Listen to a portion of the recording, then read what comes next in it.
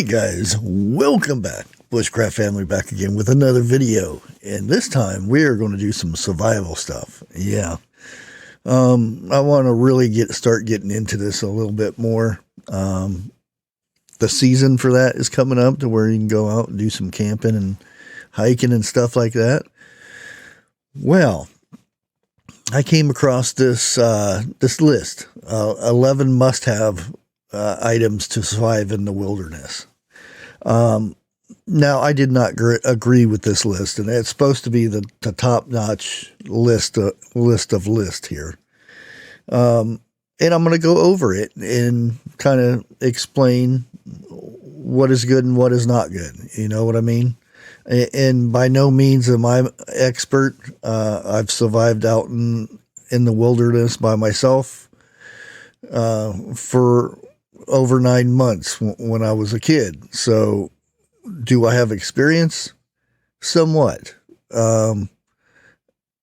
Now, doing it today, who knows? But those things are still in me to where I think I could very well survive. And at that time, I didn't have any of these fancy things, but I did have access to man-made stuff that people dumped. It was not too far from a dumping area, so I had plenty of resources for that. But let's get along with the list here. Now, the first thing on the list is a blanket. Blankets would be good, yes.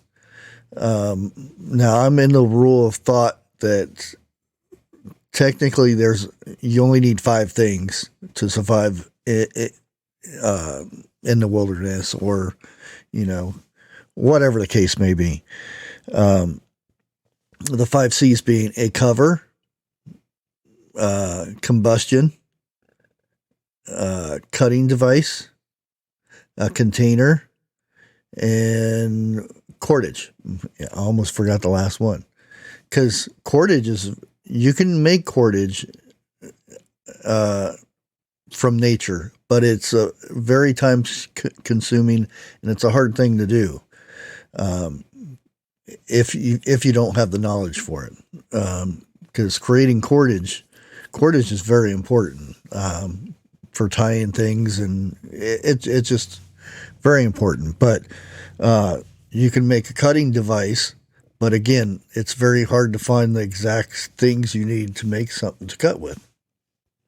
Fire starter, you can do that, which is combustion. You can do that, but it's so much simpler if you have a ferrocene rod, a lighter, something like that, and a container. Container can be made in the wilderness, but very, very, very hard. And it's so much better if you have that container with you to boil water and whatnot. And remember that container. Yeah. Cover is a tarp, tent, or something like that. Now let's get to this list. And again, we're starting with a blanket. Now, their list on here is a blanket, Mylar blanket, or a thin emergency blanket, something like that. Those are fine. Yes, those are fine. But the ideal blanket would be a wool blanket. You could use it as a cover device. You could use it to keep warm. Wool, you can submerge it in water and it'll still hold heat in. You can wrap yourself up with a wet blanket, a wool wet blanket, and it would still hold the heat in. That's what makes the wool blanket so important for survival. Now, the number 2 is duct tape. Yes, duct tape is wonderful. You can use it for cordage. You can use it for fire starter. You can use it for all kinds of different things. Now, I would agree with this, but there's ways to carry the duct tape that You can put it around a lighter. You can put it around your knife, your knife sheath. You can wrap it around that. There's many things you can wrap the tape around. That way you can carry it to where it's not an extra item. Now, again, here is something that a wilderness long-term survival guide. Now, majority of the time, we're not going to be dropped somewhere in the middle of somewhere with these bags, survival bags or whatever, and it's going to have a book in there, how to survive. This is something that needs to be done prior to, having to survive out in the wilderness. Something that you practice on. It's good to have books. Books are wonderful, but don't use it as a survival tool for afterwards. Use it before you need it. That way you have the knowledge in your head and you've practiced these things that are within this book. So I'm going to say no to that. It should already be in your head before needing it to survive with. You know what I mean? Again, fire starting tools. There are many different things. There's ferrocene rods. There's magnesium starters. There's all kinds of different ones. There's ones that you just get out in the wilderness, a bow drill. But if you're not very, very experienced in a bow drill, and I don't care if you start a fire once a month, every month, a bow drill, a fresh bow drill out in the wilderness where you've never been before is extremely hard. It's not like, oh, I got a fire going. No, you can spend hours. Les Stroud, the Survivor Man, he's done thousands and thousands of fires with bow drills or hand drills, and it takes him a long time. He's been in deserts where it's extremely dry and still had a hard time getting the fire going. So that's where you have to prepare for those things. Have ferrocene rods, magnifying glasses, or something in that range.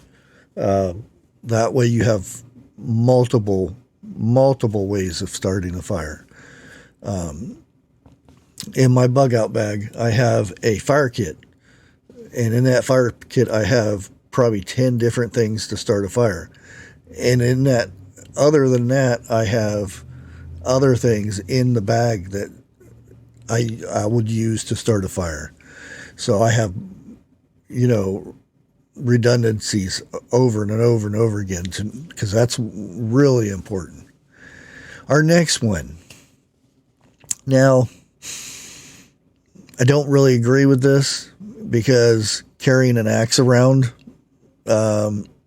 is not too sensible. But this is the one thing that's on this list. You can use it to put poles and spikes and chop wood and all this other stuff. Well, there are many other things that are smaller that can be used much more efficiently than a big axe. Again, a big axe is it just doesn't make sense. You can get a small saw, a folding saw this big, that can do much more than what an axe can do. If you have a good bushcrafty knife, you can split wood with that. I've split logs, good sized logs, with just a $10 bushcrafty knife. So an axe, that would probably not be on my list. This next one, definitely knife, a good knife, a good, strong, versatile knife that has a good spine on the back. That way, you can use it to pecan with and everything. You can use it for a hatchet.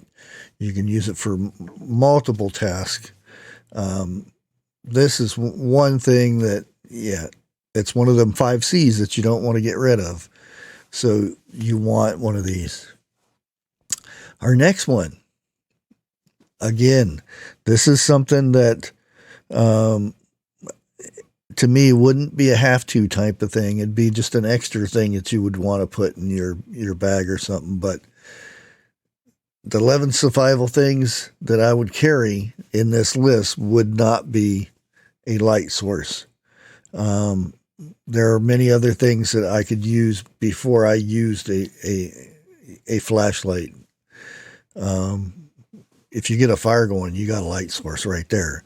There's many ways of making candles and different torches and things like that. To me, this would be a waste of one item in this 11 item list here. Now, whatever number we're on, this next one is very important. Cordage, paracord, rope, whatever you want to call it. I would say one of the best cordages would be paracord. Because if you tear paracord up, depending on the grade of it is, a lot of them have 11 strands, 12 strands inside. Those strands could be used to make fishing line. You can use them if you don't have that much cordage, you can tear it down and make it last a lot longer. And there's so much making snares, tying branches together, making a shelter, security, rain catchment. Oh, the list goes on what you can do with this.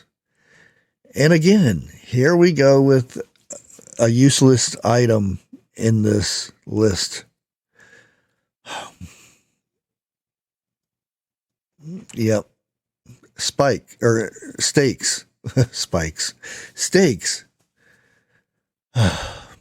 If you have a knife, you already have a knife. You don't need stakes. Yeah, stakes are good. I mean, it'll help tie down your tarp or your tent or whatever. But again, it's a useless item that you can very easily create in the wild. This would not be one of the things that I would have in my list. If 11 items that I had to survive with, why would I have stakes? I don't know. Okay, our next one is a tarp. Good item. Very good item. In my bug out bag, I have I think it's a 6x6 tarp, which again, I can use it for shelter.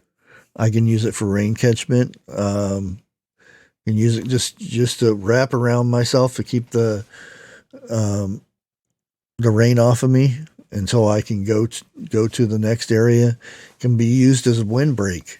You already have a shelter up, but the wind is pushing, and you can set it up to where it blocks the wind from your area. Again, I'm going to say this is one of the 5 C's. It's a cover. It's well needed. Our next one, again, is not needed. You already have a tarp. Why have a tent? Again, that's another item that you already have one in this list. It doesn't make sense. Why would you have a tarp and a tent? If you only have 11 things to take with you to survive in the wilderness, Why would you have two of the same things? It's a waste of item. A tent would be nice. Yeah, let's go out in the wilderness and set up a tent. Long term, it probably wouldn't be the best thing because very seldom are they really waterproof. It's very hard to bring heat into this area, like a fire or heating rocks or something like this. A tarp, you can set your fire up in front, build a barrier around it to where it reflects the heat into your tarped area. A tent, it's good for camping and in the nice, camping spots or whatever. But for survival, I wouldn't put this on my list. And that's our list. And this is supposed to be the top list for surviving out in the wilderness. And you notice this list did not have a container.